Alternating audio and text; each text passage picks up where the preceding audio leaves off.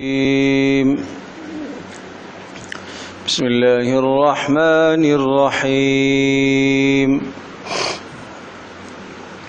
واتل علیہم نبأ ابنی آدم بالحق اذ قربا قربانا فتقبل من احدہما ولم يتقبل من الآخر قال لأقتلنك قال إنما يتقبل الله من المتقين لئن بسطت إلي يدك لتقتلني ما أنا بباسط يدي إليك لأقتلك إني أخاف الله رب العالمين إني أريد أن تبوء بإثمي وإثمك فتكون من أصحاب النار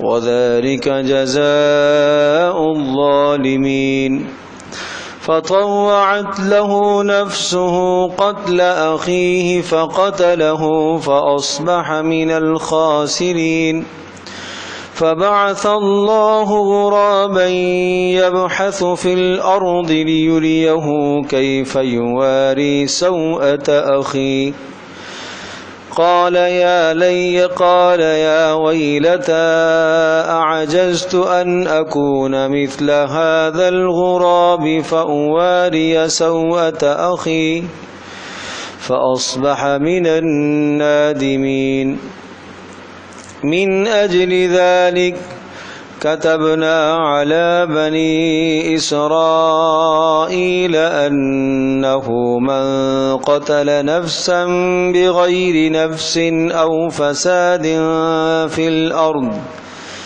أنه من قتل نفسا بغير نفس أو فساد في الأرض فكأنما قتل الناس جميعا ومن أحياها فكأنما أحيا الناس جميعا ولقد جاءتهم رسلنا بالبينات ثم إن كثيرا منهم بعد ذلك في الأرض لمسرفون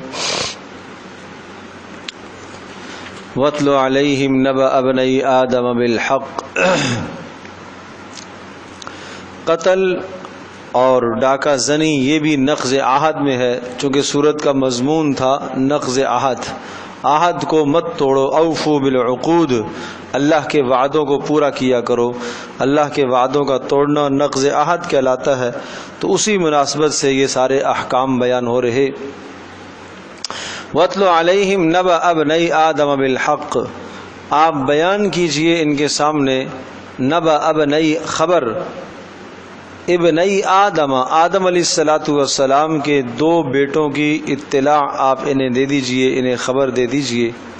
اور چونکہ ان دو بیٹوں کے درمیان میں باہمی ایک مسئلے پر بحث مباحثہ ہوا اور جھگڑا ہوا اور پھر ایک دوسرے کے لیے قاتل بن گیا، اور بنیاد کیا ہے؟ حسد ہے۔ حسد وہ بدترین بیماری ہے کہ جب دو بھائیوں کے درمیان میں بھی پیدا ہو جاتی ہے تو ایک بھائی بھی دوسرے بھائی کی جان لینے کا سبب بن جایا کرتا ہے۔ وَاتْلُ عَلَيْهِمْ، آپ سنائیے ان کو، نبأ ابنی آدم بالحق، آدم علیہ السلام کے دو بیٹوں کی خبر آپ انہیں سنائیے، بالحق، ٹھیک طور پر۔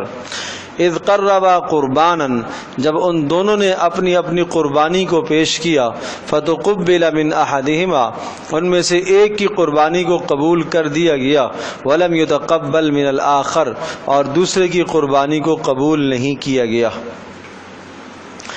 ایک کی قربانی کو قبول کر دیا گیا اس لیے کہ وہ حق پر تھا، اور دوسرے کی قربانی کو قبول نہیں کیا گیا اس لیے کہ وہ باطل پر تھا۔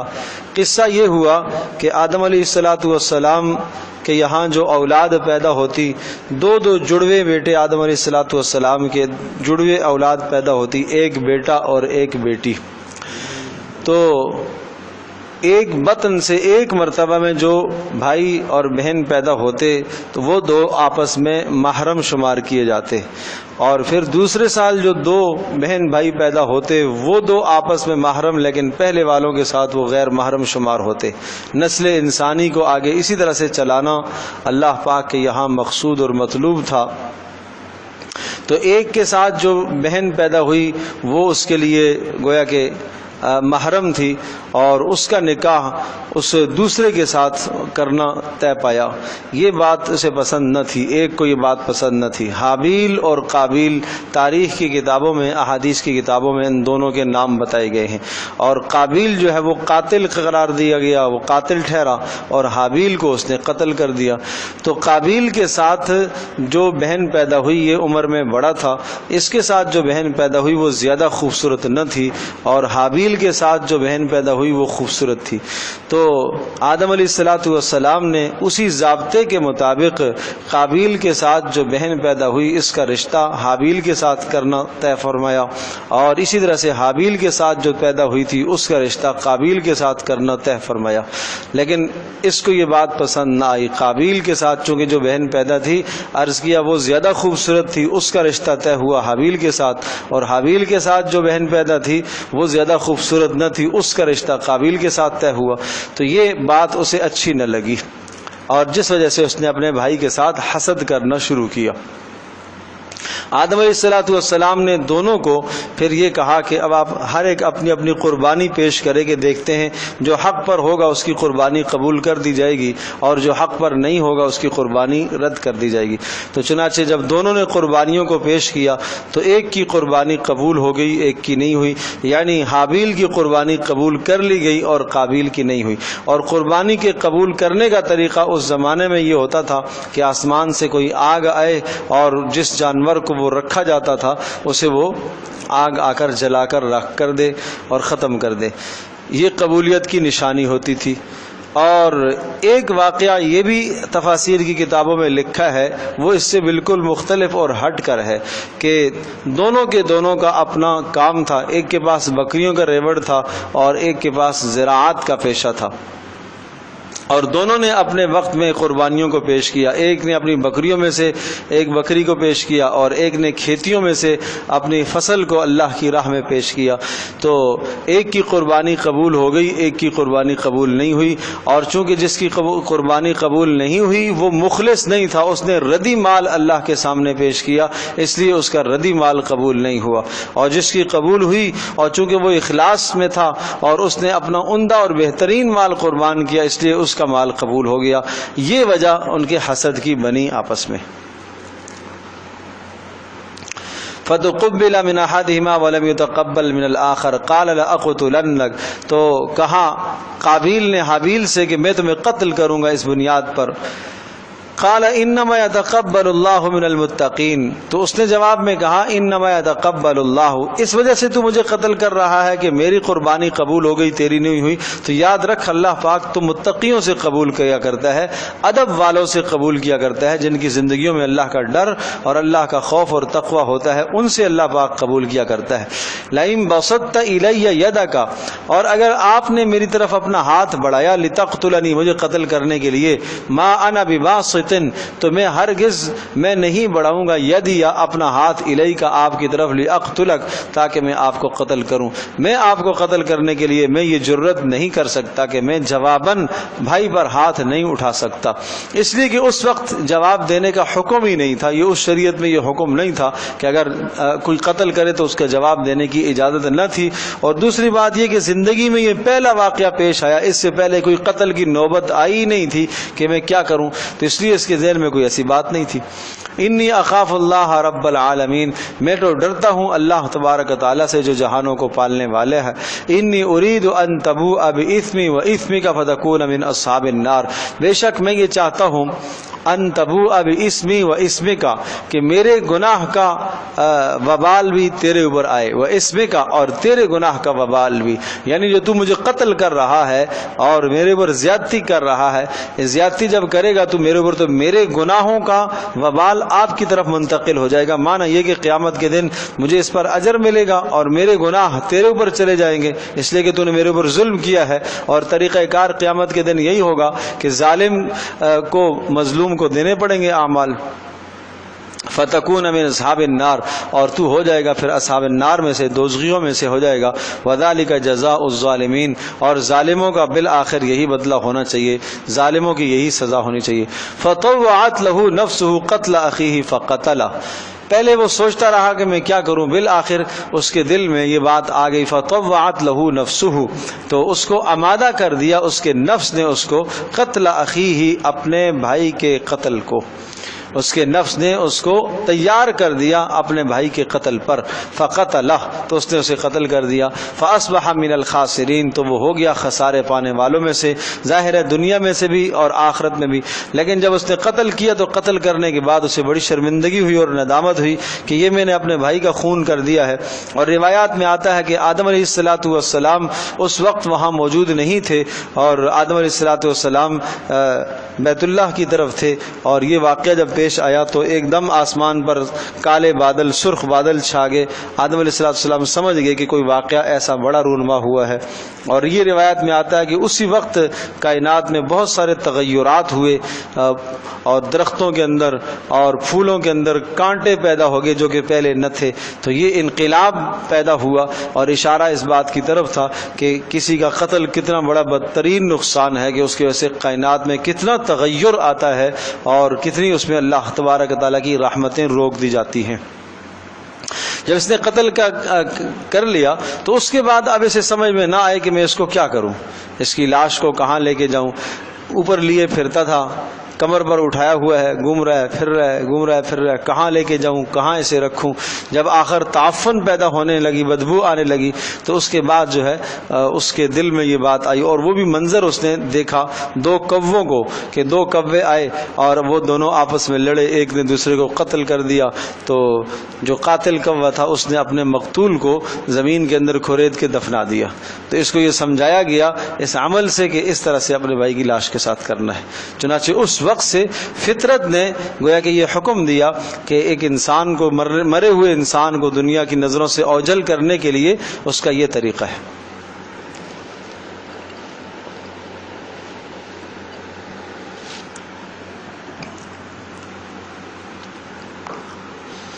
فبعث اللہ غرابا، اللہ پاک نے بھیجا ایک غراب. فبعث اللہ، اللہ نے بھیجا غرابا، ایک پرندہ، ایک کوا. اور وہ کیا کر رہا تھا؟ یبحث فی الارض، یبحث تلاش کر رہا تھا، کرید رہا تھا، فی الارض زمین کے اندر کرید رہا تھا، لیریہ تاکہ وہ اسے دکھا دے، کیف یواری کہ کیسے چھپائے گا، کیسے دفن کرے گا، سوءۃ اخی اپنے بھائی کی لاش کو. اب اس میں دو قول ہیں. بعض نے کہا کہ حقیقتاً میں اس کوے نے دوسرے کوے کو مارا اور اس نے اس کو دفنایا، اور بعض نے کہا کہ نہیں، اس کا قرآن بس اتنا بتاتا ہے کہ اللہ نے ایک کوا بھیجا، یبحث فی الارض، وہ زمین کو کرید رہا تھا، اس کریدنے سے اس کو اندازہ ہوا. قال یا ویلتا، تو کہنے لگا ہائے افسوس، اعجزت ان اکون مثل هذا الغراب، میں عاجز ہو گیا ہوں اس بات سے کہ میں اس کوے جیسا شعور رکھوں. کوے کا بھی اتنا شعور ہے کہ اس نے، اس سے پتہ چلا ہے کہ اس نے، کوے نے اپنے بھائی کو، یعنی کوے کو قتل کیا، مارا اور اس کی لاش کو چھپایا. فواری سوءۃ اخی، تو میں چھپاؤں اپنے بھائی کی لاش کو، میں اتنا عاجز آ گیا ہوں کہ میں یہ بھی نہ کر سکوں. فاصبح من النادمین، تو اس وجہ سے پھر وہ ہو گیا شرمندہ لوگوں میں سے. فاصبح من النادمین، یعنی جب اس نے دنیا کے نقصانات دیکھے کہ میں نے بڑا ظلم کیا ہے تو اس وقت اس کو ندامت تو ہوئی ہے. من اجل ذالک، اس وجہ سے اسے سخت ندامت ہوئی. اب من اجل ذالک کے لفظ کا تعلق اگلے والے کلام کے ساتھ بھی ہے اور پچھلے کے ساتھ بھی ہے. فاصبح من النادمین من اجل ذالک، اگر النادمین پر آپ وقف نہ کریں اور من اجل ذالک پر وقف کریں تو مطلب کیا ہو جائے گا؟ فاصبح من النادمین، وہ ہو گیا نادمین میں سے، شرمندہ لوگوں میں سے ہو گیا. من اجل ذالک، اس وجہ سے، کس وجہ سے؟ قتل کی وجہ سے. اور دوسری بات یہ ہے کہ فَأَصْبَحَ مِنَ النَّادِمِينَ پر آپ وقف کریں اور من اجل ذالک کتبنا آگے اس کو اگلے کلام کے ساتھ ملائیں تو پھر معنی کیا ہو جائے گا؟ من اجل ذالک کتبنا، اسی لیے تو ہم نے بنی اسرائیل پر یہ حکم لازم کیا تھا کہ جس نے اگر کسی کو قتل کیا ہے یا زمین میں فساد پھیلایا ہے تو اس نے گویا کہ سارے انسانوں کو قتل کیا. مطلب ہے کہ اسی لیے ہم نے قصاص کے احکام کو جاری کیا تاکہ کسی کا قتل ناحق نہ جائے اور کسی کا خون تاکہ ضائع نہ ہو. تو اس قسم کے اور بھی مقامات قرآن مجید کے اندر ہیں جہاں پر یہ 3 نقطے ڈلے ہوئے ہوتے ہیں. وقف کا نشان بھی ہوتا ہے اور 3 نقطے دونوں، تو ان دونوں میں سے ایک جگہ پر وقف کرنا ضروری ہوتا ہے، دونوں پر وقف کرنا درست نہیں ہے. فاصبح من النادمین پر وقف کرو یا من اجل ذالک پر وقف کرو، دونوں پر وقف نہیں کریں گے، دونوں میں سے کسی ایک جگہ پر وقف کرنا ضروری ہوتا ہے. اور چاہے پچھلے کلام کے ساتھ اس کو ملائیں یا اگلے کے ساتھ ملائیں. فاصبح من النادمین من اجل ذالک یا فاصبح من النادمین وقف کیا، من اجل ذالک کتبنا علی بنی اسرائیل. تو دونوں میں الگ الگ مفہوم ہے اور دونوں مفہوم اور معنی بالکل درست ہیں. من اجل ذالک اس لیے، کس لیے؟ ندامت جب اس کو ہوئی ہے نا، اس وجہ سے ندامت ہو گئی تو یہ ہو گیا. اور اگلے کے ساتھ من اجل ذالک کتبنا، اسی وجہ سے ہم نے بنی اسرائیل پر یہ حکم لازم کیا انہ من قتل نفسا کہ جس نے کسی نفس کو مارا بغیر نفس بغیر نفس کے، یعنی بغیر قصاص کے جس نے کسی کو قتل کیا، او فساد فی الارض یا زمین میں کسی نے فساد پھیلایا، فکأنما قتل الناس جمیعا اس نے گویا کہ سارے انسانوں کو قتل کیا. ومن احیاها فکأنما احیا الناس جمیعا اور جس نے کسی کو چھوڑا، زندہ چھوڑا، اس نے گویا کہ سب کو زندہ کیا. مطلب یہ کہ احیاها جس نے کسی کی جان بچائی، کوئی مر رہا تھا، مرتے مرتے اس نے اس کی جان بچا لی تو اس نے گویا کہ سارے انسانوں کو بچایا. تو اس سے اشارہ اس بات کی طرف ہے کہ ایک انسان کا قتل کرنا پوری انسانیت کو موت کے گھاٹ اتارنا ہے. جیسا کہ حدیث میں بھی آتا ہے کہ اگر سارے آسمان والے اور زمین والے کسی ایک شخص کے قتل میں شریک ہو جائیں تو اللہ پاک ان سب کو قیامت کے دن عذاب دے گا. وَلَقَدْ جَاءَتْهُمْ رُسُلُنَا بِالْبَيِّنَاتِ اور تحقیق آ چکے ہیں ہمارے پاس. وَلَقَدْ جَاءَتْهُمْ اور ان کے پاس آ چکے رسولنا ہمارے رسول بالبینات دلائل لے کر، وقتاً فوقتاً آتے رہے رسول. ثُمَّ إِنَّ كَثِيرًا مِّنْهُمْ بَعْدَ ذَلِكَ پھر ان میں سے اکثر لوگ فی الارض زمین میں لمسرفون اسراف کرنے والے، حد سے بڑھنے والے، تجاوز کرنے والے تھے. انما جزاء الذین یحاربون اللہ تو یہ قتل کا واقعہ سنانے کے بعد اب فسادیوں کی اور ڈاکہ زنی کرنے والوں کی سزا ذکر فرمائی. انما جزاء الذین یحاربون اللہ اور چونکہ کسی کی جان کی حفاظت کے لیے ضروری ہے کہ قتل کی سزائیں مقرر ہوں، کسی کا مال محفوظ کرنے کے لیے ضروری ہے کہ ڈاکہ زنی کی سزائیں مقرر ہوں. تو گویا کہ اوفوا بالعقود میں یہ بات بھی شامل ہے کہ دوسرے مسلمانوں کی جانوں کی بھی حفاظت کرو اور ان کے مالوں کی بھی حفاظت کرو. اور اگر کوئی آدمی کسی کی جان کو ناحق قتل کرتا ہے یا کسی کے مال پر حملہ کرتا ہے تو اس کی سزا بھی سنائی گئی. انما جزاء الذین یحاربون اللہ بے شک بدلہ ان لوگوں کا یحاربون اللہ جو لڑتے ہیں، جو جنگ کرتے ہیں اللہ سے، ورسولہ اور اللہ کے رسول سے جنگ کرتے ہیں، ویسعون فی الارض فسادا اور کوشش کرتے ہیں زمین میں فساد پھیلانے کی. اللہ اور اس کے رسول سے جنگ کرتے ہیں، یہ کیا معنی؟ اچھا پہلے ترجمہ سن لے. ان یقتلوا ایسوں کی سزا یہ ہے کہ ان یقتلوا ان کو قتل کیا جائے گا، او یصلبوا یا سولی پہ لٹکایا جائے گا، او تقطع ایدیہم وارجلہم من خلاف او تقطع یا کاٹ دیے جائیں گے ایدیہم ان کے ہاتھوں کو، وارجلہم اور ان کے پاؤں کو، من خلاف خلاف سے، او ینفوا من الارض یا یہ کہ ان کو زمین سے دور کر دیا جائے، ینفوا ان کو ہٹا دیا جائے زمین سے. ذالک لہم خزی یہ ان کے لیے ذلت کی بات ہے دنیا کے اندر، وَلَهُمْ فِي الْآخِرَةِ عَذَابٌ عَظِيمٌ اور ان کے لیے آخرت میں بڑا عذاب ہے. انما جزاء الذین یحاربون اللہ عرض کیا کہ یہ سزا کن لوگوں کی ہے؟ ان لوگوں کی ہے جو ڈاکہ زنی کرتے ہیں. دن دہاڑے اور کسی کا مال زبردستی جا کر چھین لیتے ہیں، چھینا جھپٹی کر کے کسی کا مال، ڈکیتی ڈالتے ہیں کسی دکان پر، گن پوائنٹ پر کسی کا مال چھینتے ہیں، اور کسی طرح سے جناب کسی کو موت کی دھمکی دے کر اس کا مال چھین لیتے ہیں، اس کی جان کے در پہ ہوتے ہیں. تو ایسوں کی سزا کیا ہے؟ پہلی بات تو یہ سمجھائی کہ یہ گویا کہ اللہ اور اس کے رسول کے ساتھ جنگ کر رہے ہیں. کیسے جنگ کر رہے ہیں اللہ اور اس کے رسول کے ساتھ؟ اس لیے کہ اس دھرتی کو اللہ تبارک و تعالیٰ نے اس دھرتی میں انصاف اور عدل کو پھیلانے کا حکم دیا. تو لہذا جو اس عدل اور انصاف کے خلاف کرے گا، اللہ پاک نے انسانوں کی جانوں کو اور انسانوں کے مالوں کو قابل احترام قرار دیا. جو آدمی انسانوں کے مالوں کو نقصان پہنچائے گا یا انسانوں کو جانوں کو نقصان پہنچائے گا تو در حقیقت وہ اللہ پاک کے حکم کے خلاف بغاوت کی آواز کو بلند کر رہا ہے. جب وہ بغاوت کی آواز کو بلند کر رہا ہے تو یہ اللہ کے ساتھ جنگ ہے. سمجھے جی؟ کسی بھی سلطنت اور حکومت میں اگر کوئی شخص باغی پیدا ہو جاتا ہے اور اس کا کام کیا ہوتا ہے؟ حکومت کے خلاف آواز اٹھانا، تو اس کو بغاوت کہا جاتا ہے.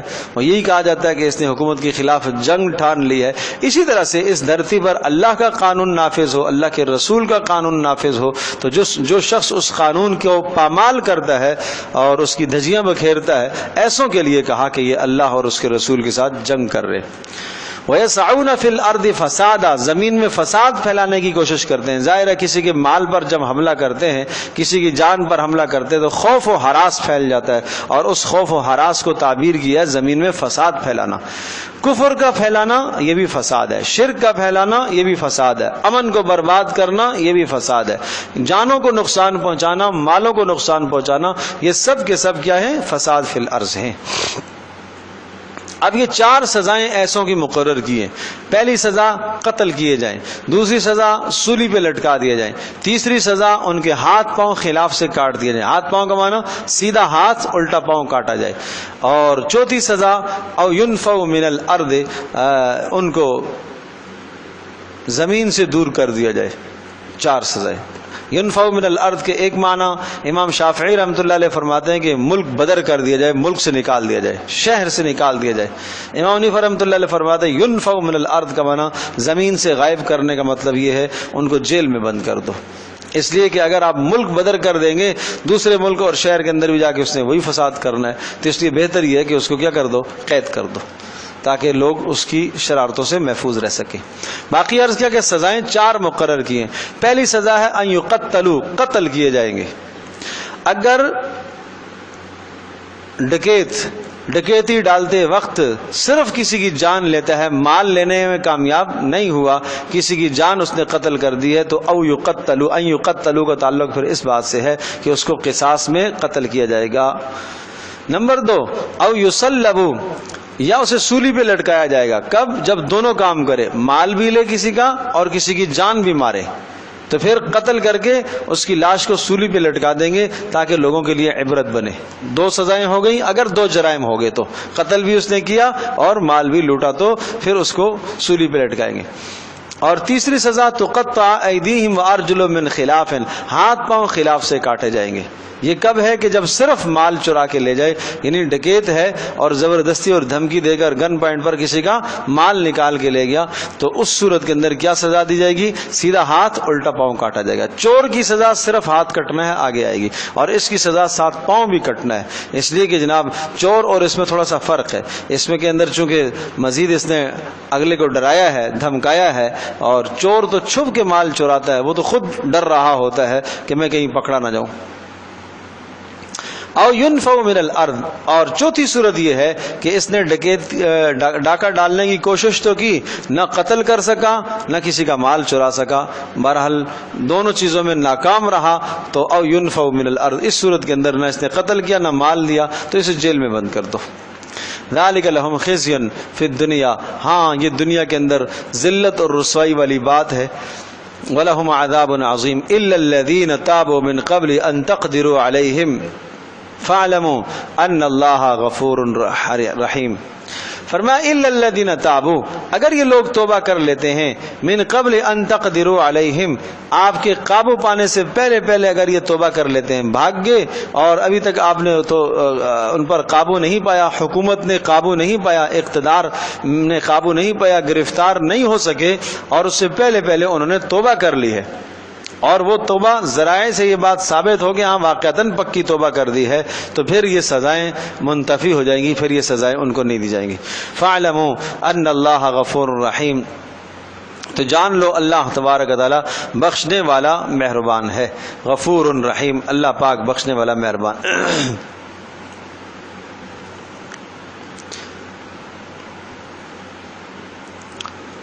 اب یہاں ایک بات یہ سمجھیے گا کہ یہاں دو چیزیں، ایک حدود، ایک قصاص،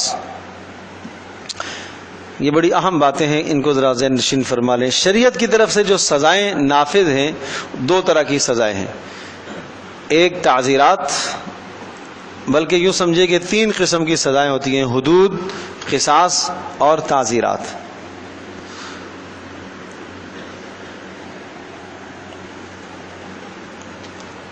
حدود حد کی جمع ہے، اور وہ جرائم ایسے بدترین اور سخت جرائم ہیں کہ جن جرائم کی وجہ سے معاشرہ تباہ ہوتا ہے، ان جرائم کی سزاؤں میں حدیں لگائی جاتی ہیں۔ نمبر ایک قتل ہے، کوئی اگر کسی کو قتل کرتا ہے،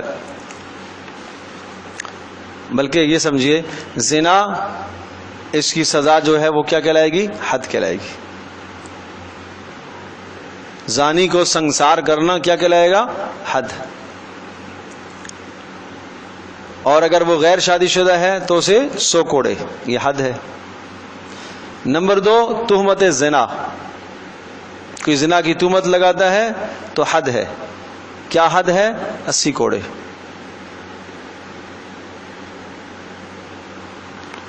اور نمبر تین سرقہ، چوری، کیا سزا ہے؟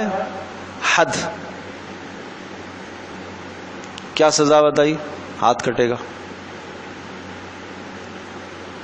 ٹھیک ہے۔ اور نمبر 4 ڈاکہ زنی،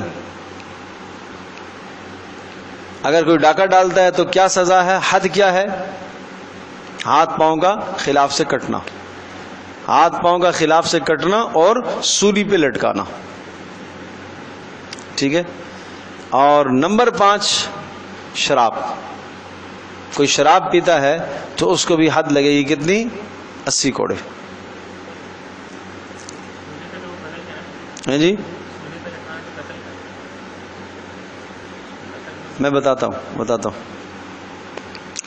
تو یہ سزائیں ہیں، یہ 5 حدود کہلاتی ہیں۔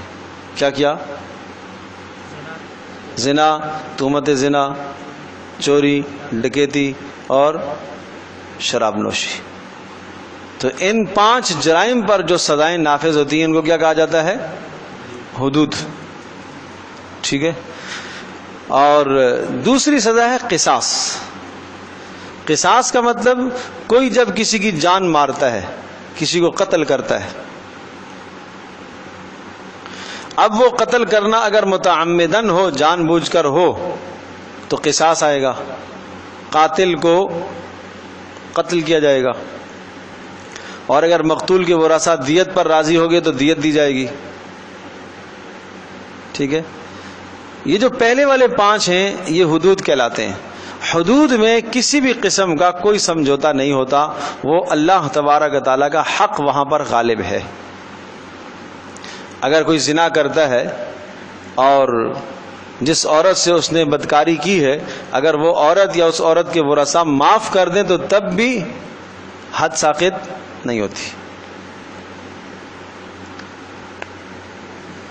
تہمت زنا ہے، زنا کی تہمت کوئی لگاتا ہے کسی پر، پاک دامن پر، اور 4 گواہوں سے یہ بات ثابت ہو گئی ہے کہ اس نے تہمت ناحق لگائی ہے، تو یہ کیا کہلائے گی؟ یہ حد کہلائے گی۔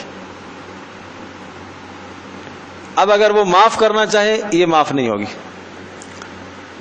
کسی نے کسی کا مال چوری کیا اور یہ بات ثابت ہو گئی کہ اس نے کیا کیا ہے؟ چوری کی ہے، گواہوں سے یہ بات ثابت ہو گئی، جس شخص کا مال چوری ہوا ہے وہ درگزر کرنا چاہے، چلو میں معاف کرنا چاہتا ہوں، بھائی میرا مال اس نے چھپایا ہے، چلو کوئی بات نہیں، تو یہ معاف نہیں ہوگا، اس میں کوئی سمجھوتا حدود میں نہیں ہوتا، چونکہ اس میں اللہ کا حق بھی ہے، بندے کا حق بھی ہے، لیکن اللہ کا حق غالب ہوتا ہے، یہاں پر حق اللہ غالب ہوتا ہے کہ اللہ پاک کے حکم کو اس نے توڑا ہے، صریح حکم کو، اللہ پاک کے حکم کو توڑا ہے، بغاوت کی ہے اس نے، گویا کہ اللہ پاک کے قانون سے، سمجھی؟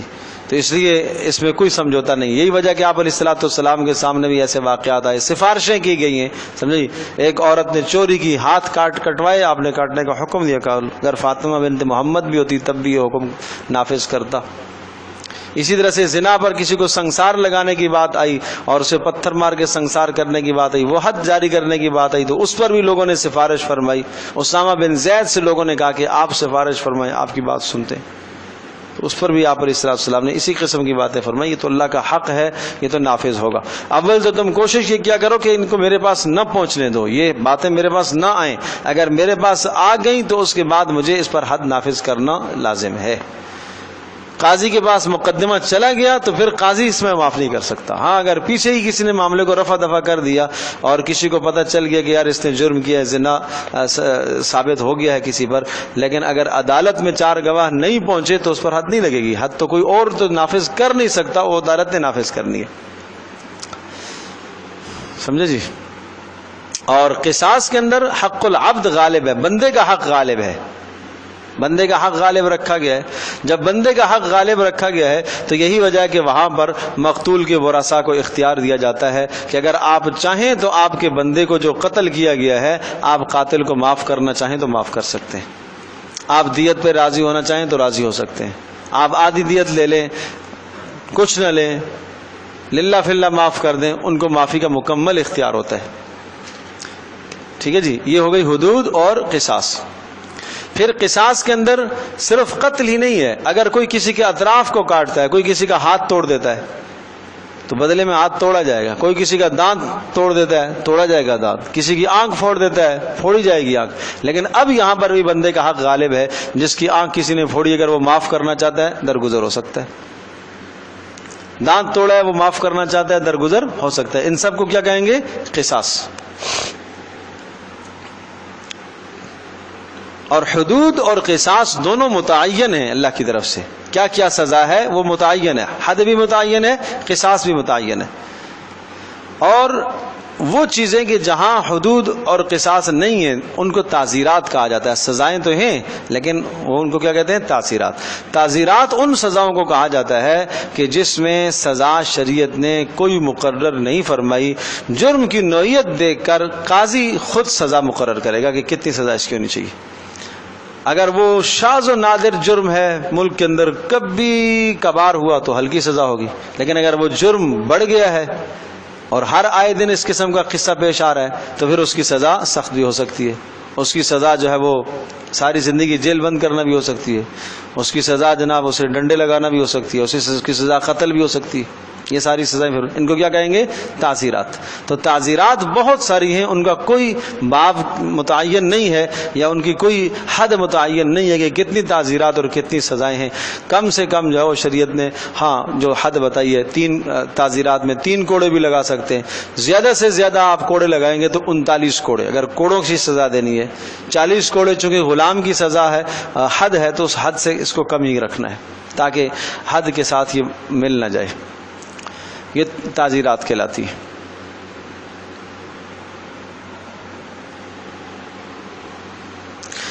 اب یہ سب کی سب حدود, قصاص, تعزیرات, یہ سب کے سب کائنات کا نظام اور امن برقرار رکھنے کے لیے, لوگوں کی جان اور مال اور عزتوں کی حفاظتوں کے لیے یہ اقدام کیا گیا. دیکھو زنا اور تہمت زنا, اس میں کیا عزتیں پامال ہوتی ہیں تو ان کا ازالہ بھی کیا گیا. اسی طرح سے چوری اور ڈکیتی سے جانیں بھی برباد ہوتی ہیں, مال بھی برباد ہوتا ہے, تو اس کا تحفظ بھی کیا گیا. تو جان و مال اور عزت کے تحفظ کے لیے یہ قوانین سمجھائے گئے تاکہ معاشرہ پاکیزہ رہے, لوگوں کی جان بھی محفوظ رہے, مال بھی محفوظ رہے اور لوگوں کی عزت بھی محفوظ رہے. البتہ یہ بات ہے جو ڈکیتوں کی سزا کا ذکر فرمائی ہے کہ ان کو سولی قتل کیا جائے گا اور سولی پہ لٹکایا جائے گا. تو قتل کرنا یہ حق العبد ہے، بندے کا حق ہے.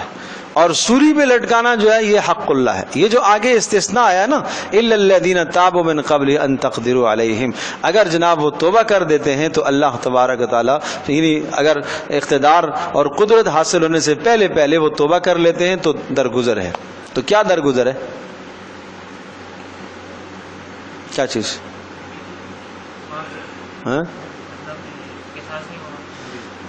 نہیں، قصاص نہیں، وہ جو سولی پہ لٹکانے والا معاملہ ہے نا وہ مستثنا ہے. اسی طرح سے ہاتھ کاٹنے کا مسئلہ اور پیر کاٹنے کا جو مسئلہ ہے یہ کیا ہے؟ یہ مستثنا ہے. یہ استثناء اس سے ہے جس میں حق العبد غالب ہے. یہ ساری تمہید میں نے اسی لیے آپ کو سمجھائی ہے. جس میں اللہ پاک کا حق غالب ہے اس میں استثناء ہو سکتا ہے، جس میں بندے کا حق غالب ہے اس میں استثناء نہیں ہے. بھائی ڈکیت کیا کام کرتا ہے؟ نمبر 1 جان لیتا ہے، نمبر 2 مال لیتا ہے، نمبر 3 ڈراوا اس نے کیا، کسی کو ڈرایا دھمکایا ہے. یہ جرائم ہوتے ہیں اس کے عام طور پر. تو کہا کہ اگر اس نے قتل بھی کیا ہے کسی کو، جان بھی کسی کی لی ہے اور مال بھی لوٹا ہے تو 2 سزائیں بتائیں کہ قتل بھی کیا جائے گا اور سولی پہ لٹکایا جائے. تو سولی پہ لٹکانا یہ حق اللہ ہے، اللہ کا حق ہے، اور قتل کرنا یہ بندے کا حق ہے. تو اگر توبہ انہوں نے کر لی گرفتاری سے پہلے تو معاف کیا ہو جائے گا؟ سولی پہ لٹکانے والی بات. اور باقی جو قتل والی بات ہے وہ ورثاء کے سپرد کی جائے گی. اگر وہ معاف کرنا چاہیں تو درگزر ہے، نہیں کرنا چاہیں تو کیا جائے گا قتل. اسی طرح سے ہاتھ پاؤں کاٹنا، کہ مال انہوں نے چرایا ہے اور ہاتھ پاؤں کاٹنے کی سزا آ گئی ان پر، لیکن اگر توبہ کر لیتے ہیں قبضہ ہونے سے پہلے، اقتدار سے پہلے اور ان کو گرفتاری سے پہلے وہ توبہ کر لیتے ہیں تو یہ سزا ان کی کیا ہے؟ مستثنا ہو سکتی ہے. لیکن مال واپس کریں گے، مال لٹائیں گے.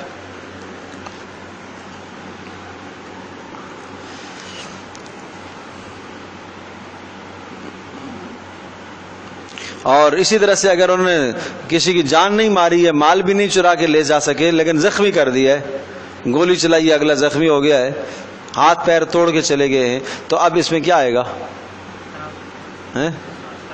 قصاص ہے نا. اس میں قصاص آئے گا کہ جتنا اس نے ہاتھ توڑا اس کو بھی ہاتھ توڑا جائے گا. اگر وہ شخص معاف کر دے تو درگزر ہے، اچھی بات ہے. الا الذین تابوا من قبل ان تقدروا، ہم اگر وہ لوگ وہ محاربین اور وہ جناب قتل کرنے والے اور ڈکیت اگر توبہ کر لیتے من قبل ان تقدروا علیہم، پہلے اس سے کہ تم ان پر قدرت پاؤ، فاعلموا، تو جان لو، ان اللہ غفور رحیم، اللہ پاک بخشنے والا مہربان ہے. یعنی اللہ پاک اپنے حق کو معاف کرے. شرعی حد معاف ہو سکتی ہے، حق العبد معاف نہیں ہوگا. یا ایھا الذین آمنوا اتقوا اللہ وابتغوا الیہ الوسیلۃ وجاہدوا فی سبیلہ لعلکم تفلحون. اللہ کا ڈر اختیار کرو تاکہ قتل و غارت سے تم بچ سکو، معاشرے کو پاک کر سکو. اعمال کا وسیلہ پکڑو اس رکوع میں. نمبر 2 سارق چور کی سزا، اور نمبر 3 نبی علیہ السلام کو تسلی، اور نمبر 4 جاسوسی کی بدترین مذمت کی گئی. یہ 4 باتیں یہاں پر. یا ایھا الذین آمنوا اتقوا اللہ، اے لوگو اللہ کا ڈر اختیار کرو، وابتغوا الیہ الوسیلہ، اور اللہ پاک کی جانب وسیلہ پکڑو، وابتغوا، اور تلاش کرو، الیہ اللہ کی طرف، الوسیلہ قرب حاصل کرو. وسیلے سے مراد اعمال صالحہ کے ذریعے سے اللہ کا قرب حاصل کرو، یہ وسیلہ مراد ہے. کوئی اور وسیلہ نہیں ہے کہ کسی بندے کو تم وسیلہ بناؤ اللہ تک پہنچنے کا. اتقوا اللہ، اللہ کا ڈر اختیار کرو، وابتغوا الیہ الوسیلہ، اور اللہ پاک کے پاس پہنچنے کا راستہ یعنی نیک اعمال کو سبب بناؤ، وجاہدوا فی سبیلہ، اور اس کی راہ میں جہاد کرتے رہو، لعلکم تفلحون، تاکہ تم کامیاب ہو جاؤ. ظاہر ہے محاربین کے خلاف، فسادیوں کے خلاف آپ کو جنگ کرنی پڑے گی تاکہ امن قائم ہو.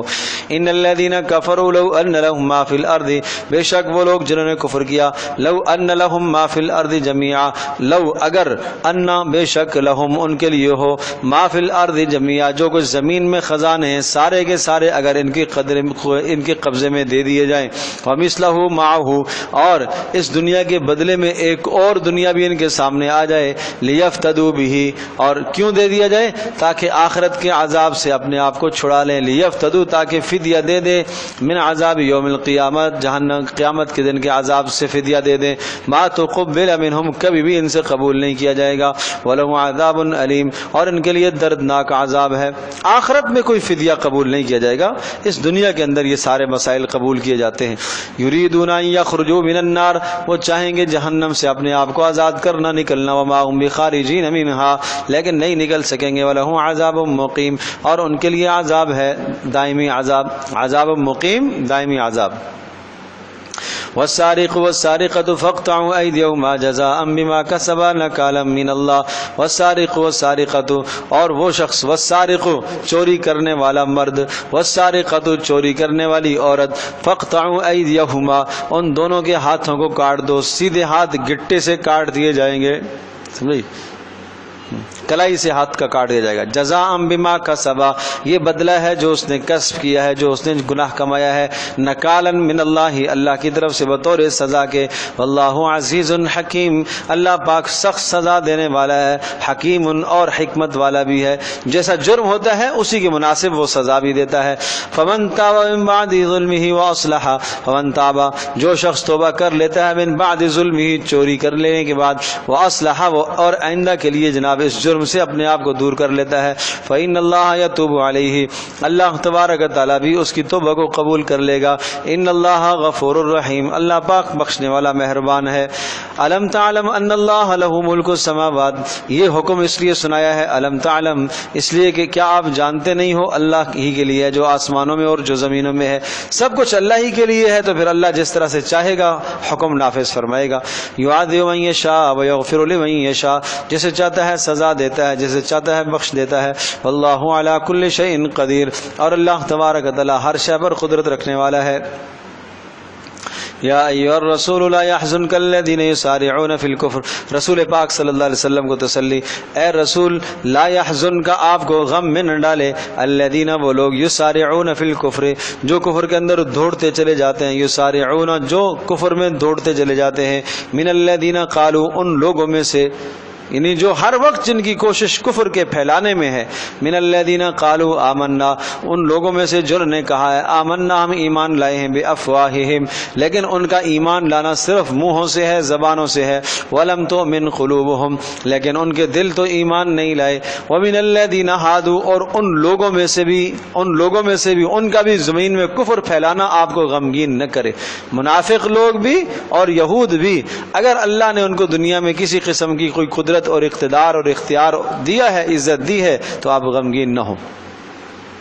سماعون للکذب سماعون لقوم آخرین، سماعون للکذب فرمایا سماعون وہ خوب جھوٹی باتیں سنتے ہیں، سماعون للکذب خوب جھوٹی باتیں سنتے ہیں، سماعون لقوم آخرین اور جاسوسی کرتے ہیں دوسروں کے لیے، سماعون لقوم آخرین، اگر مسلمان بھی جاسوسی کرتا ہے، یہودیوں کے لیے جاسوسی کرتا ہے اور مسلمانوں کی خبریں ان تک پہنچاتا ہے اور پھر مسلمانوں کو ان سے ضرر دلوانے کی کوشش کرتا ہے، تو یہ بھی بدترین جرم ہے، یہ بھی بڑا جرم ہے اور ظلم ہے۔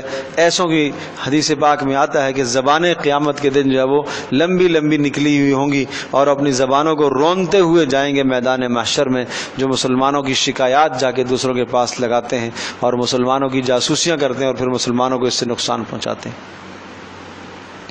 وَمِنَ الَّذِينَ هَادُوا سَمَّاعُونَ لِلْكَذِبِ یہ سماعون للکذب یہ جھوٹی باتوں کو سننے والے ہیں، سماعون لقوم آخرین اور اسی طرح سے دوسری قوموں کی جاسوسیاں کرتے ہیں، لم یاتوک ایسی قوموں کی جو آپ کے پاس نہیں آتے، عداوت اور تکبر کی وجہ سے جو یہود کی علماء ہیں وہ آپ کے پاس نہیں آتے، لیکن یہ کیا کرتے ہیں آپ کی خبر ان کے پاس لے جاتے ہیں، ایک ایک بات کی رپورٹ پہنچاتے تھے کہ آج یہ آیت نازل ہوئی ہے، اس میں یہ حکم آیا ہے اور آج نبی نے اپنے ساتھیوں سے یہ کہا ہے، اس لیے کہ ظاہر میں تو مسلمان ہوئے بیٹھے تھے، منافق تھے نا، ظاہر میں تو مسلمان ہوئے بیٹھے تھے، ہر آیت کے اترتا ہوا سنتے اور وحی کی کیفیات سے آگاہ تھے، اور اسی طرح سے کسی جنگ کا مشورہ ہوتا، کہیں کی بھی کوئی بات ہوتی، آپ علیہ السلام صحابہ سے مشورہ فرماتے تو اس میں کیا کرتے، یہ پیش ہوتے اور ساری خبروں کو لیتے اور یہودیوں کے علماء کے پاس جا کے خبریں پھیلاتے تھے، آج یہ ہو رہا ہے، آج یہ ہو رہا ہے۔ یحرفون الکلم عن مواضعہ، باتوں کو پھیرتے ہیں اپنی حقیقتوں سے، اپنی جگہوں سے. معنی یہ کہ جناب تحریف کرتے ہیں، تورات میں بھی تحریف کرتے ہیں، آپ کی باتوں کو بھی مور توڑ کر اور دوسرا معنی لے کر جا کے بتاتے ہیں. یقولون ان اوتیتم ھذا فخذوہ وان لم تؤتوہ فاحذروا، یوں کہتے ہیں ان اوتیتم ھذا فخذوہ، اگر اس طرح کا مضمون تمہیں مل جائے تو قبول کر لینا، اور اگر یہ ملے تو نہ لینا. کیا مطلب؟ اگر کوئی ایسی بات اترتی ہے نبی پر جو ہمارے مزاج کے موافق ہے فخذوہ، لے لینا، اور اگر ایسی بات نہ اترے تو پھر مت لیجیے گا. وَإِن لَّمْ تُؤْتَوْهُ فَاحْذَرُوا. اور ایک معنی یہ ہے ان اوتیتم ھذا، اگر تمہیں مال غنیمت میں سے ملتا رہا تو پھر تو ان کی باتیں کسی نہ کسی درجے میں قبول کرتے رہنا، اس میں تمہارا فائدہ ہے، اور اگر تمہیں نہ دیا جائے تو پھر بچو، پھر قبول نہیں کرنا. ومن یرد اللہ فتنتہ فلن تملک لہ من اللہ شیئا، ایسے لوگ زمین میں فتنہ چاہتے ہیں. ومن یرد اللہ فتنتہ، اور فرمایا کہ جو ومن یرد اللہ فتنتہ فلن تملک لہ، اللہ تبارک و تعالی جس شخص کے فتنے اور گمراہی کا ارادہ کر دے، ومن یرید اللہ فتنتہ، اللہ پاک جسے گمراہ کرنے کا ارادہ کر دے، فلن تملک لہ من اللہ شیئا، آپ اس کے لیے کسی بھی قسم کے مالک نہیں ہیں، یعنی اس کو آپ فتنے سے، اس ہلاکت اور گمراہی سے آپ نہیں بچا سکتے. اولئک الذین لم یرد اللہ ان یطہر قلوبہم، اللہ پاک نہیں چاہتا کہ ان کے دلوں کو پاک کرے، بسبب ان کے کفر کے اور نبی کی مخالفت کے ان کے دلوں پر مہر لگ گئی ہے. لہم فی الدنیا خزی ولہم فی الآخرۃ عذاب عظیم، ان کے لیے ذلت اور رسوائی کی بات ہے، اور آخرت میں ان کے لیے بڑا عذاب ہے. سماعون للکذب اکالون للسحت، جھوٹی باتیں سنتے ہیں، اکالون للسحت، رشوتیں کھاتے ہیں، اکالون للسحت، رشوت خور ہیں. سمجھے جی؟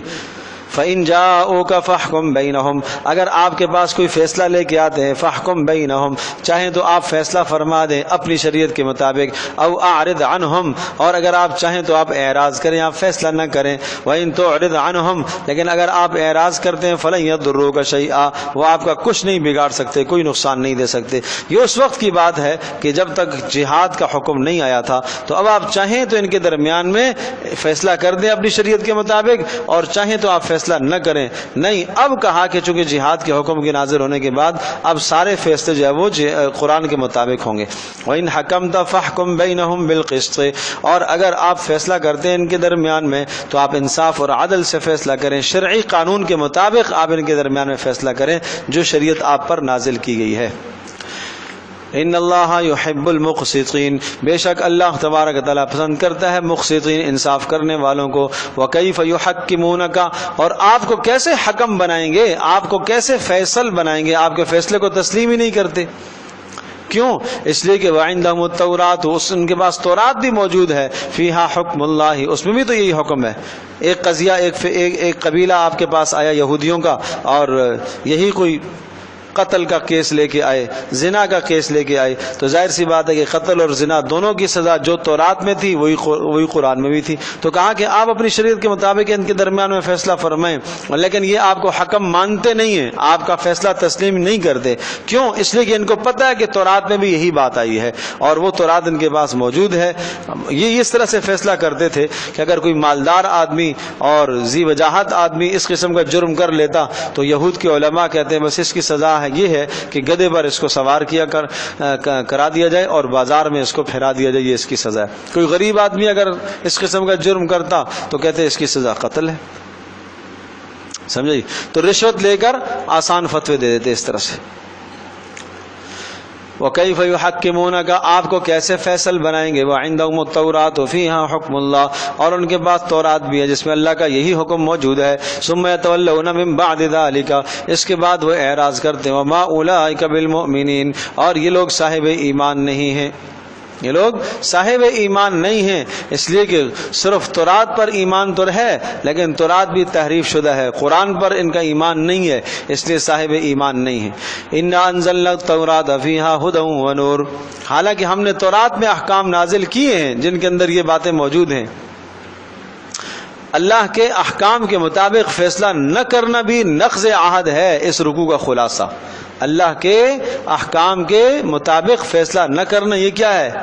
نقض عہد ہے، وعدے کو توڑنا ہے۔ انا انزلنا التوراۃ، بے شک ہم نے تورات اتاری تھی، فیہا ھدی و نور، جس میں ہدایت کی باتیں اور نور کی باتیں، جو عمل کرتا اس کے لیے نور ہوتا۔ ہدن کا تعلق احکام سے ہے، نور کا تعلق عقائد سے ہے، دونوں باتیں ہیں۔ یحکم بہا النبیون الذین اسلموا، فیصلے کرتے تھے اس تورات کے ذریعے سے نبی، الذین اسلموا، وہ نبی جو جھک گئے اللہ پاک کے حکم کے لیے۔ اس کو کہتے ہیں صفت مادحہ، مدح کے لیے ایک صفت آتی ہے۔ یہ معنی نہیں ہے کہ وہ نبی جو اللہ کے حکم کے سامنے جھک گئے، اور کوئی ایسے بھی نبی تھے جو نہ جھکتے تھے، نہیں سمجھا؟ ایسا نہیں ہے، سمجھے؟ سب کے سب اللہ کے حکم کے سامنے جھکتے تھے، صرف مدح اور تعریف کے لیے یہ صفت آئی ہے۔ فیصلے کرتے تھے اس کتاب کے ذریعے سے الذین، وہ انبیاء علیہ الصلوۃ والسلام، الذین اسلموا، جو اللہ کے حکم کے سامنے جھک جاتے تھے، یعنی تورات میں احکام کس کے درمیان میں فیصلے کرتے تھے؟ للذین ہادوا، یہودیوں کے درمیان میں وہ فیصلے کرتے تھے۔ اور والربانیون، اس کا عطف بھی النبیون پر ہے، اور فیصلے کرتے تھے اس تورات کے ذریعے سے الربانیون، اللہ والے لوگ بھی، والاحبار، اور یہود کے علماء بھی فیصلے کیا کرتے تھے اس تورات کے مطابق، بما استحفظوا من کتاب اللہ، اس لیے فیصلے کرتے تھے کہ اللہ تبارک تعالیٰ کی کتاب کی حفاظت کی ذمہ داری انہیں دی گئی ہے۔ استحفظوا من کتاب اللہ، انہیں نگران بنایا گیا تھا، اللہ پاک کی کتاب کی حفاظت کا نگران بنایا گیا تھا، اور قرآن مجید کی حفاظت کا ذمہ داری اللہ نے خود لی ہے، اس لیے قیامت تک اس میں کوئی تبدل نہیں ہو سکتا۔ وَكَانُوا عَلَيْهِ شُهَدَاءَ، اور اس بات پر وہ آگاہ اور گواہ بھی تھے۔ فَلَا تَخْشَوُا النَّاسَ وَاخْشَوْنِي، لہذا آپ فیصلہ کرنے میں، حق بات کہنے میں ان سے نہ ڈریے، لوگوں سے مجھ سے ڈریے۔ وَلَا تَشْتَرُوا بِآيَاتِي ثَمَنًا قَلِيلًا، اور مت بیچو میری آیات کو تھوڑے سامان کے مقابلے میں، یعنی دنیا کے منافع لے کر غلط فتوے مت دو، جھوٹی باتیں مت کرو۔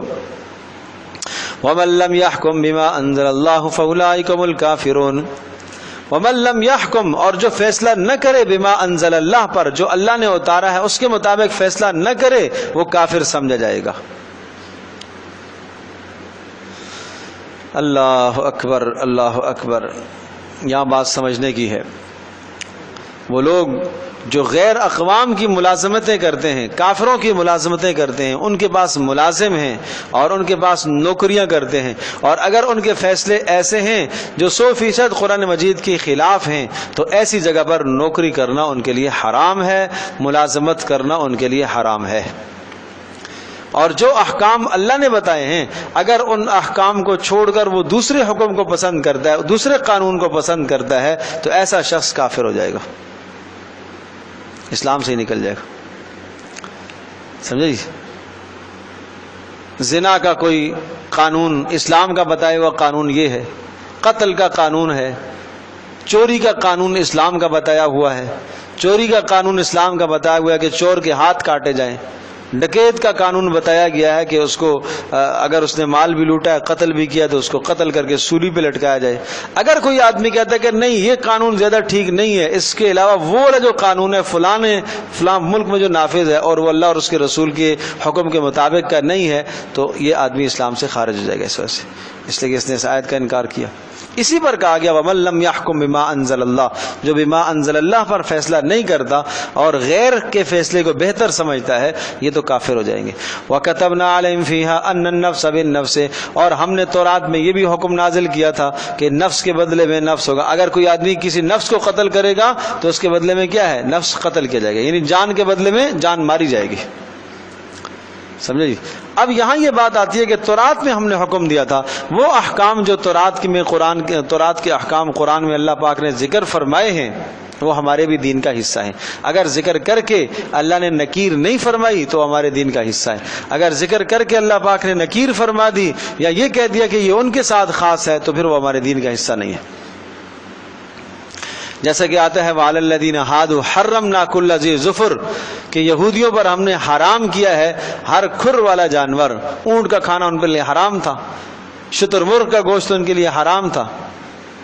وَمِنَ الْبَقَرِ وَالْغَنَمِ حَرَّمْنَا عَلَيْهِمْ شُحُومَهُمَا، اور گائے اور بکریوں کی چربیاں ان پر حرام تھی، لیکن آگے فرمایا ذَلِكَ جَزَيْنَاهُمْ بِبَغْيِهِمْ، یہ ان کی سزا تھی ان کی جرم کی وجہ سے۔ تو یہ صرف ان کے ساتھ خاص ہے، یہ ہمارے دین کا حصہ نہیں ہے، لیکن جیسے یہ ہے یہ اب ہمارے دین کا بھی حصہ ہے جو یہ آیات ہیں۔ وَكَتَبْنَا عَلَيْهِمْ، اور ہم نے ان کے ذمہ لازم کیا تھا، أَنَّ النَّفْسَ بِالنَّفْسِ، کہ ایک جان کے بدلے میں جان کو قتل کیا جائے گا، وَالْعَيْنَ بِالْعَيْنِ، اور آنکھ کے بدلے میں آنکھ پھوڑی جائے گی، وَالْأَنْفَ بِالْأَنْفِ، اور ناک کے بدلے میں ناک کاٹی جائے گی، وَالْأُذُنَ بِالْأُذُنِ، کان کے بدلے میں کان کاٹی جائے گی، وَالسِّنَّ بِالسِّنِّ، اور دانت کے بدلے میں دانت توڑا جائے گا، سمجھے جی۔ وَالْجُرُوحَ قِصَاص، اور زخموں میں برابری ہوگی۔ یہاں یہ بات ذہن نشین کرنے کی ہے کہ وہ جرائم کہ جن میں سزا برابر کی ہو سکتی ہے وہاں تو قصاص ہے، اور جہاں سزا برابر کی نہیں ہو سکتی وہاں دیت ہے۔ نہیں سمجھے؟ کوئی کسی کا ہاتھ کاٹ دیتا ہے اور وہ ہاتھ کلائی سے کاٹ دیتا ہے، تو یہاں آسان ہے کہ جس نے ہاتھ کاٹا ہے اس کے ہاتھ کو وہیں سے کاٹ دیا جائے، یہ تو آسان ہے، سزا میں ہو سکتی ہے۔ تو یہاں دونوں چیزیں ہیں، دیت بھی ہے اور قصاص بھی ہے، کہ جس کا ہاتھ کٹا ہے وہ چاہے وہ عدالت میں دعویٰ دائر کرا کر اس آدمی کا ہاتھ کٹوانا چاہے ہاتھ بھی کٹوا سکتا ہے، اور اگر دیت پر راضی ہونا چاہے تو دیت پر راضی ہو سکتا ہے۔ ایک عضو کی دیت 10 اونٹ ہے، سمجھے جی۔ لیکن جہاں پر برابری نہیں ہو سکتی، اگر کسی نے کسی کے سر میں زخم لگایا ہے، اب یہ کہتے ہیں نہیں مجھے بھی اس کے سر میں ہی زخم لگانا ہے، تو اب سر میں زخم لگانا ہے، اس نے اس کو پتھر مارا تھا، اب اس سے اس کا سر زخمی ہوا، اب یہ کہ مجھے بھی اتنا ہی مارنا ہے، اس میں برابری ممکن نہیں ہے۔ ممکن ہے یہ زیادہ مار دے، غصے میں تو آیا ہوا ہے نا، زیادہ مار دے، تو اس لیے ایسی جگہ پر کیا آتا ہے؟ دیت آتی ہے۔ فمن تصدق به فهو کفارۃ اللہ، سبحان اللہ، کتنے شاندار قانون ہے۔ کہا کہ والجروح قصاص، اور زخموں کا بھی پورا پورا بدلہ ہوگا، لیکن فمن تصدق به، اگر کوئی آدمی درگزر کر دیتا ہے، معاف کر دیتا ہے، صدقہ کر دیتا ہے، یہ سمجھایا تصدق کے لفظ سے اشارہ ہے کہ یہ صدقے کا ثواب رکھتا ہے۔ نہیں سمجھے کہ کسی نے کسی کا ہاتھ کاٹا تو اب یہاں پر 2 اختیار تھے، اس کو چاہتا تو اس کا ہاتھ کٹواتا، اس نے یہ بھی معاف کر دیا، اور چاہتا تو اس کے بدلے میں دیت لیتا، اس نے یہ بھی معاف کر دیا۔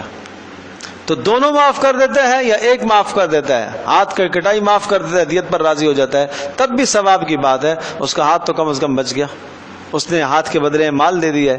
فمن تصدق به، فرمایا جو آدمی صدقہ کر دیتا ہے، کیا صدقہ کر دیتا ہے؟ وہ دیت اور وہ معافی، فہو کفارۃ اللہ، تو یہ اس کے لیے اس کے گناہوں کا کفارہ بن جائے گا۔ ومن لم یحکم بما انزل اللہ فاولئک هم الفاسقون، اور جو فیصلہ نہیں کرتا اس کے مطابق جو اللہ نے اتارا ہے تو یہ ظالم ہیں، ظالم لوگ ہیں۔ وقفینا علی آثارہم بعیسی ابن مریم، یہ نبیوں کے بعد ان کے مسلسل پیچھے ہم نے بھیجا ہے عیسیٰ بن مریم کو، مصدقا لما بین یدیہ من التوراۃ، تصدیق کر رہے تھے عیسیٰ بن مریم ان مضامین کی جو تورات میں تھی، وآتیناہ الانجیل، اور عیسیٰ بن مریم کو ہم نے انجیل عطا کر دی۔ انجیل کا معنی ہے حق اور باطل میں فرق کرنا، یہ اس لیے آئی تھی کہ جناب جو انہوں نے اپنی طرف سے گڑ لیا تاکہ فرق کرے۔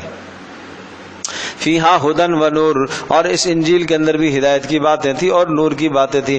ومصدقاً، اور یہ انجیل بھی تصدیق کر رہی تھی لما بین یدیہ من التوراۃ، جو تورات میں مضامین تھے، اس لیے کہ ہر کتاب آ کر گزشتہ کتاب کی تصدیق کرتی ہے اور ہر نبی گزشتہ نبی کی تصدیق کرتا ہے۔ وہدن و موعظۃ للمتقین، اور سراسر ہدایت کی باتیں تھی اور موعظۃ نصیحت کی باتیں تھی متقیوں کے لیے۔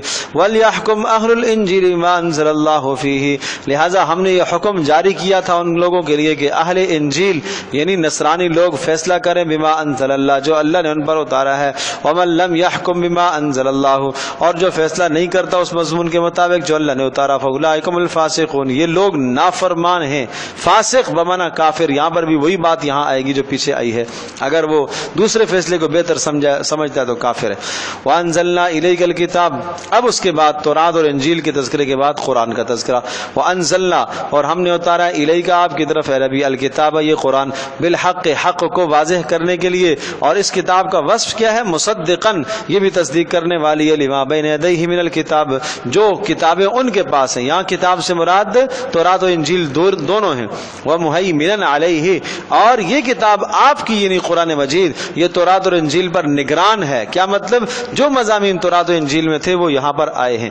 فاحکم بینہم بما انزل اللہ، لہذا فیصلہ کریں آپ ان کے درمیان میں جو اللہ نے اتارا۔ ولا تتبع اہواءہم، اور ان کی خواہشات کی پیروی آپ نہ کریں.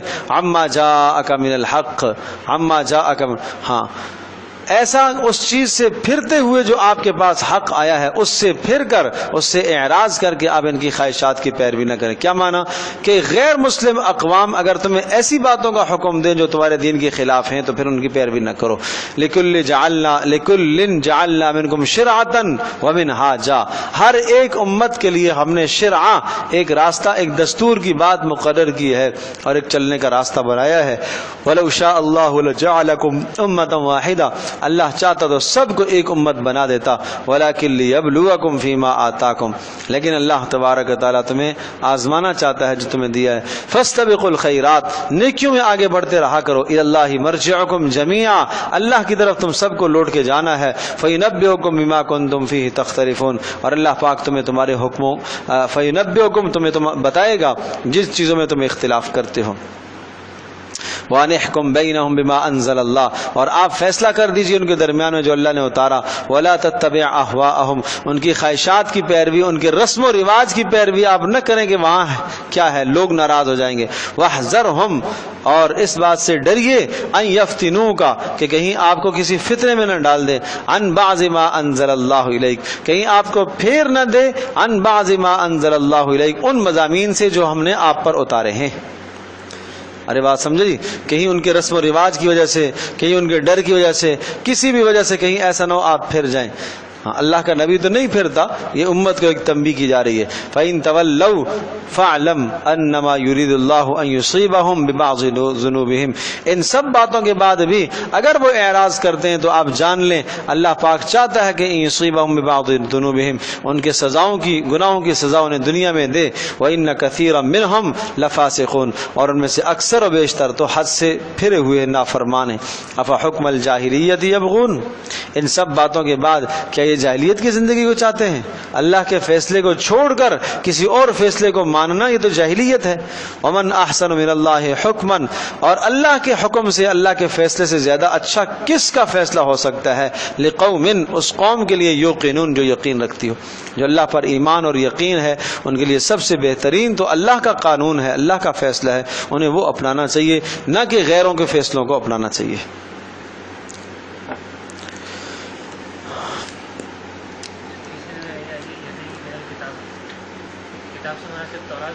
نہیں